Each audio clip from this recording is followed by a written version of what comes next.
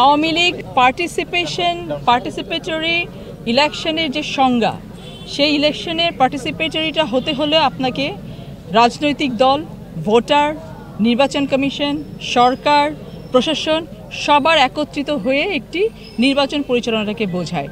একটি দল যদি নিষিদ্ধ থাকে, তার কার্যক্রম যদি নিষিদ্ধ থাকে, সেই দলটি যদি নির্বাচনে আসতে না পারে, তাহলে যে এটাকে আমরা পার্টিসিপেটরি বলবো না, সেটা কিন্তু বলা যাবে না। অন্যান্য অনেক দল আছে যারা রাজনীতিতে এই নির্বাচনে অংশগ্রহণ করবে। বিএনপি আছে, জামাত ইসলামী আছে, আরও এনসিপি আছে, আরও অনেকগুলো দল আছেন। তারা যখন এটাতে অংশগ্রহণ করবেন, যদি ভোটাররা স্বতঃস্ফূর্তভাবে ভোট দিতে আসতে পারে, নির্ভয়ে ভোট দিতে আসতে পারে, যদি প্রশাসনকে এই নির্বাচন পরিচালনা করতে বেগ পেতে না হয়, যদি আমরা যারা ক্যান্ডিডেট আছি, আমরা যদি সরকারকে, প্রশাসনকে, নির্বাচন কমিশনকে, ভোটারদেরকে সহযোগিতা করে নির্বাচনটাকে তুলে নিয়ে আসতে পারি, তাহলে এটি একটি পার্টিসিপেটরি নির্বাচন হবে। সেখানে কোন একটি নিষিদ্ধ দল আসলো বা আসলো না, সেটাই কিন্তু উপরে প্যারামিটারের উপরে কিন্তু এটা ডিপেন্ড করবে না।